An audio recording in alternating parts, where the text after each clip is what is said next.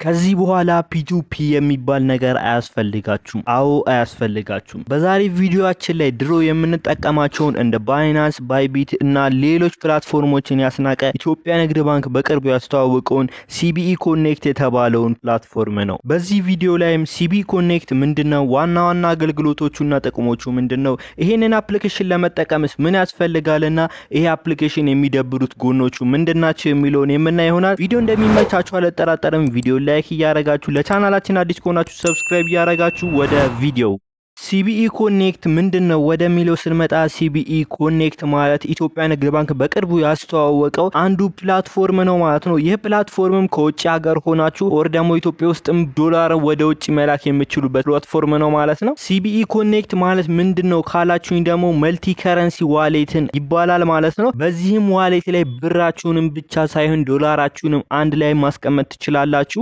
ዶላርን ከማስተር ካርዳችሁ ወር ደግሞ ከተለያዩ ከፎሬክስ ብሮከሮችና ከፎሬክስ ተቋማቶች ወደ ሲቢኢ ኮኔክት ወደ ተባለው ዋሌት ምንም ሳይቆረጥባችሁ ማስተላለፍ ትችላላችሁ እና በዚህም ዋሌት እንደፈለጋችሁ መቀበልና መላክን ትችላላችሁ። በኢትዮጵያም የመጀመሪያ መልቲ ከረንሲ ዋሌት ንግድ ባንክ ማስተዋወቅ ችሏል። እነዚህ አሪፍ ለውጦችን በሀገራችን ስልጣኔ አሪፍ አስተዋጽኦ ይኖራቸዋል። ይህ መልቲ ከረንሲ ዋሌት ማለት በአጠቃላይም ሲቢኢ ኮኔክት ማለት መልቲ ከረንሲ ዋሌት ሲሆን ዶላርን ተቀብላችሁ ወደ ብር ሳትቀይሩ ማስቀመጥ የምትችሉበት ዋሌት ነው። ይህንን አፕሊኬሽን ለመጠቀም ምን ያስፈልጋል ካላችሁ ይህንን አፕሊኬሽን ለመጠቀም መጀመሪያ ከፕሌይ ስቶሪ ላይ አፑን ካወረዳችሁ በኋላ በኢሜይላችሁ ወይም በስልካችሁ ትከፍታላችሁ። ልክ ይሄንን እንደጨረሳችሁ ሌቭል 1 የሚለውን ማለፍ ትችላላችሁ።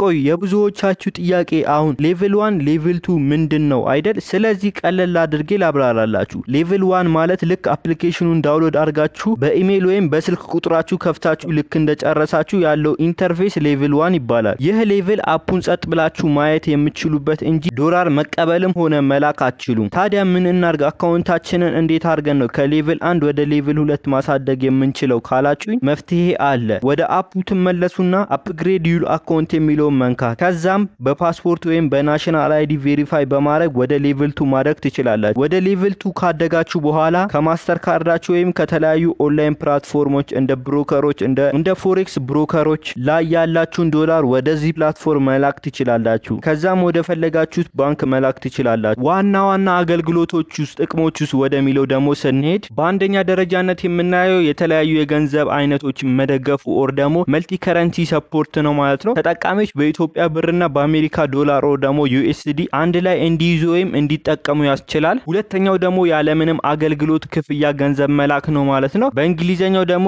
ፍሪ ሪሚቴንስ እንለዋለን ማለት ነው። ከውጭ ሀገር በኦንላይን ስራ ላይ የሰራቻቸውን ዶላሮች እንደ ቪዛ ወይም ማስተር ካርድን በመጠቀም ምንም አይነት ተጨማሪ ባንክ አገልግሎት ክፍያ ሳይቆረጥባችሁ ወዲያውኑ ወደ ኢትዮጵያ ገንዘብ መላክ ትችላላችሁ። ሶስተኛው ደግሞ ሁሉንም በአንድ ላይ የያዘ መተግበሪያ ወይም አፕሊኬሽን በመሆኑ ነው። ከ7 በላይ የተለያዩ ፋይናንሻል አገልግሎቶችን በአንድ ላይ አጣምሮ የያዘ ነው። መተግበሪያውን በመጠቀም ከዓለም አቀፍ አገልግሎት ክፍያዎችን መክፈልና የተለያዩ እንደ የቤት የመኪና ብድር ያሉ ኢንቨስትመንቶችን ማስተዳደር ይቻላል። ያው እንዳልኳችሁ ኦንላይን ላይ የሰራችኋቸውን ገንዘቦች ማስተር ካርድ ኦር ደግሞ ቪዛ ካርዳችሁን ተጠቅማችሁ ወደዚህ ወደ ሲቢኢ ኮኔክት ዋሌታችሁ መላክ ትችላላችሁ። ከዛም በኋላ ሲቢኢ ኮኔክት ላይ የላካችሁትን ደግሞ ሌቭላችሁ ወደ ሌቭል 2 በማሳደግ አካውንታችሁን ወደ ተፈለጋችሁት ባንክ አካውንቶች መላክ ትችላላችሁ ማለት ነው። እንደዚህ አድርጋችሁ ሲቢኢ ኮኔክት ዋሌትን መጠቀም ትችላላችሁ። ያው ከአፕሊኬሽኑ ላይ የደበረኝ ኦር ደግሞ ከዚህ ከአዲሱ ፕላትፎርም ላይ ያልተመቸኝና የግሌን ሀሳብ ልንገራችሁ ማለት ነው። ይሄ ፕላትፎርም እንደሚታወቀው በባንክ ሬት ነው የሚሰራው ማለት ነው። የዶላር ዋጋዎችን በየቀኑ እዛ ፕላትፎርሙ ላይ ማግኘት ትችላላችሁ። ግን እኛ የምናውቀው ከዚህ በፊት ፒ2ፒ በመንሸጥበት ጊዜ ዶላር የምንሸጠው ኦር ደግሞ ዩኤስዲቲያችንን የምንሸጠው በብላክ ነበር ማለት ነው። በ180 በ190 ሬት ድረስ ነበር ማለት ነው። አሁን ግን በዚህኛው በባንክ ሂሳብ ስለሆነ ዋጋው በሚወርድበት ጊዜ ትንሽ እሱ ደብሮኛል። ግን ያለምንም ማጭበርበር ኦር ደግሞ ምንም ህግ ሳንጥስ በቀላሉ የሰራ ነው ወደ ቪዛ ካርዳችን ኦር ደግሞ ወደ ማስተር ካርዳችን በመላክ እንዲያርገን መቀበል እንችላለን። እንዳልኳችሁ የተለያዩ ኦንላይን ላይ የሰራችኋቸውን ስራዎች ወደ ሲቢ ዋሌት ማስተላለፍ ከፈለጋችሁ መጀመሪያ ቪዛ ካርድ ኦር ማስተር ካርድ ሊኖራችሁ ይገባል ማለት ነው። ከዚህ በፊት ባይቢት ላይ እንዴት ማስተር ካርድ ማውጣት እንደምትችሉ ቪዲዮ ሰርቼላችኋለሁ ማለት ነው። እሱን ገብታችሁ ማየታችሁን እንዳትረሱ። እንደዚህ አድርጋችሁ ወደ ባይቢት ኦር ማስተር ካርድ ወደ ባይቢት ወይም ወዳላችሁ አንዱ ማስተር ካርድ ዶላራችሁን ካስተላለፋችሁ በኋላ ቀጥታ ወደ ሲቢ ኮኔክት ዋሌታችሁ ማስተላለፍ ትችላላችሁ ማለት ነው።